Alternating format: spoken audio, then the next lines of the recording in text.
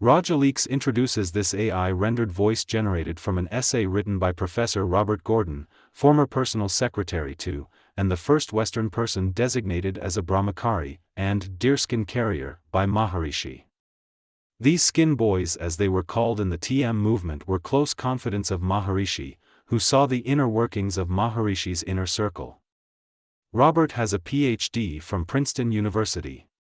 He has held posts at the Universities of California, New Mexico, and Oregon, with a specialty in American religious history. Part 16, The Hidden Charades, Secrets of Maharishi's Inner Circle Unveiled. Maharishi piled on the gifts. From then on, Judith recalls, he gave me money to buy silk chiffon saris in a multitude of colors. And topped the buying spree off with a red wedding sari with the most amazing sequined embroidery. Bear in mind this saga of the saris. It will be a serious tell when we come to the story of Belinda and sexy Sadie in Mallorca. Now that she was properly dressed to fulfill his fantasy image, Maharishi moved on to consummate the courtship. Judith relates that the first time for Maharishi and me as a man and woman came one night when, instead of taking her to his basement as always before, he now invited her to his bedroom. They began hugging and kissing. She could feel his desire, followed by some heavy petting. She wondered, how far is this going to go? She soon found out. In the wee hours of the morning, she relates, our bodies finally joined as man and woman, and I felt both shocked and happy as I snuck back to my room. The affair was now fully on, and the newly minted lovers continued to meet late at night to have sex. But sex can have undesired complications, and Judith finally got up the courage to ask him something that had now been on her mind for weeks. Maharishi, what would you do if I became pregnant? His answer was, quick and ruthless. Get married. Quick, he said. When she asked him, to whom? He replied, some good choice in the movement. In other words, he would pick out some devoted young sap in the movement, tell him that for cosmic reasons he had to marry a pregnant Judith, and Maharishi would be done with it. He would leave the poor pawns in the game to figure things out for themselves. Needless to say, this answer was highly disconcerting for Judith, the beginning of a wake-up call, as she describes it. It was her first inkling that she was not the chosen one, destined to be Maharishi's lifelong companion, in a self-imposed mixture of being his lover/nun, as she had been fantasizing since they began having sex. The fallacy of that besotted fantasy would soon become abundantly clear 10 months later, on the dreamy island of Mallorca. Now the initiator training course was at an end. Maharishi made Judith an initiator on her birthday, April 19th, and she began packing to accompany Maharishi on his travels over the next 10 months to southern India, Europe, and finally America, where the next initiator training course was scheduled to begin in the fall.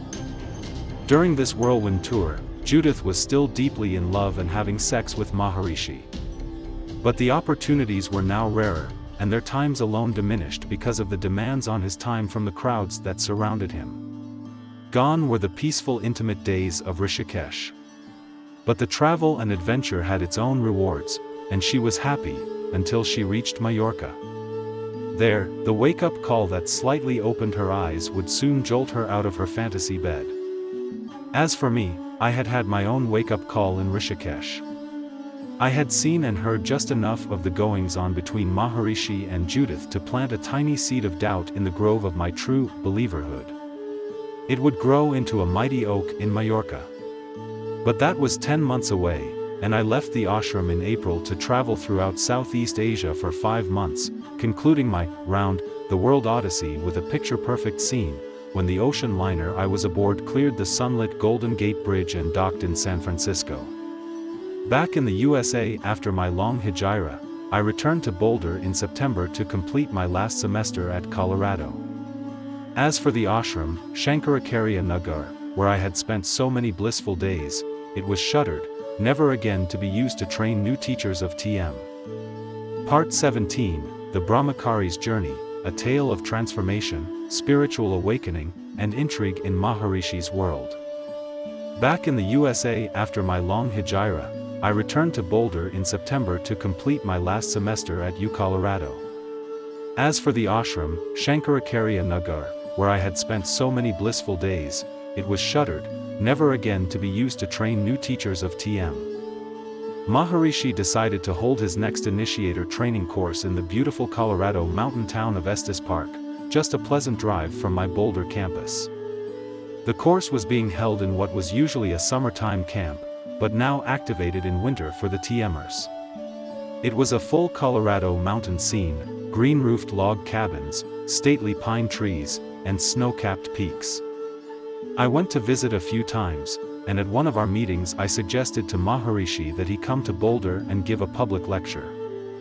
He agreed. I made the arrangements, did the PR, and was right there to greet him when his car pulled up before Mackey Auditorium, the largest lecture hall on the Boulder campus. It was packed with eager attendees and many members of the print and television media. As we were walking to his car after the lecture, he thanked me for its success, and said I should get much of the credit for the growth of TM in Colorado. He then asked what my plans were, and I told him I had just graduated from CU and now planned to travel giving lectures on TM and initiating new meditators. Then he said, "Why don't you join my international staff and come with me to Europe? You will be more valuable there." I was overjoyed at this opportunity, and within days was winging my way to the Spanish island of Majorca, where the next initiator training course, the second outside of India, was to be held. When we got to Majorca, I was alone with Maharishi one night, and told him that I hoped to be with him always, that I would like to become a Brahmachari, one of his celibate monks. He agreed, and soon initiated me into the Brahmachari Brotherhood, making me the first Westerner to take this solemn vow. And with that I once again became the skin boy, along with my dear friend Casey Coleman, who took the same vows shortly after me and became the second Western Brahmachari.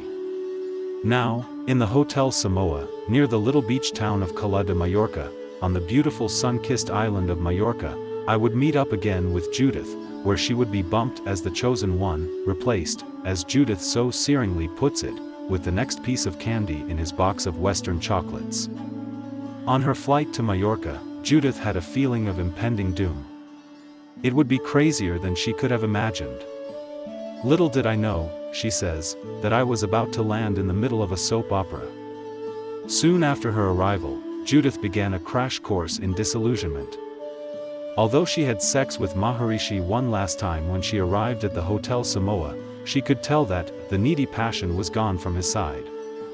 From then on, Maharishi no longer seemed delighted to see her, and stopped asking me to come to him at night. She began to suspect that something was up with a new squeeze. When she saw a beautiful German girl leave his room crying, her lover's warning system triggered, and she went directly to Maharishi and asked him point blank what was going on.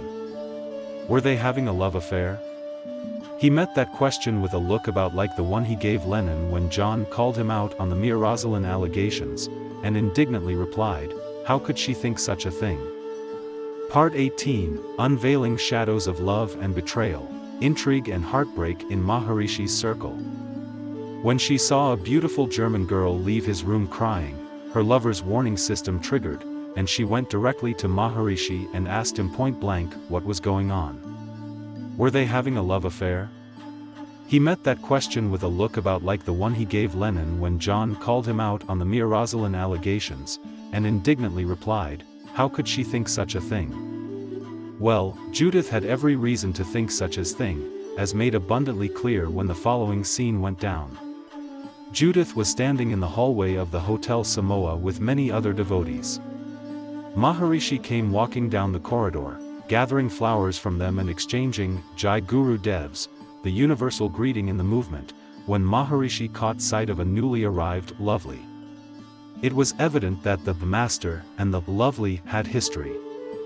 Judith recalls, "I saw how pleased he was when she came walking toward him in the corridor. He said something to her in a low voice, and she put her face quite near his to hear what he was saying. I saw her focus, catching every word, and then a slight nod of the head, with a beaming smile. They had just made an agreement that she would come to him in the night. I knew the signals.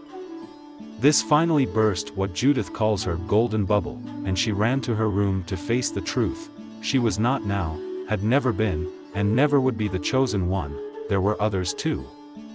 Cue the scene in her hotel room. The pain that welled up in me was excruciating. I remember sitting alone in my room in Mallorca, just beating my chest harder and harder to help the pain come out. I cried and cried and cried. The stage was now set for the endgame in Mallorca. Cue the entrance of Belinda onto the stage. She was a fresh young girl from Oregon with blonde hair, melting brown eyes, and a quirky, intelligent kind of beauty. I certainly noticed her arrival. My Brahmachari vows did not blind me, and I was considerably smitten with Belinda, although my vows prevented me from expressing that fact.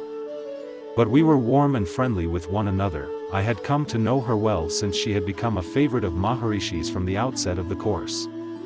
Sometime after she arrived, Maharishi sent me to summon her to his hotel room where he told her he would like her to help him with his personal mail.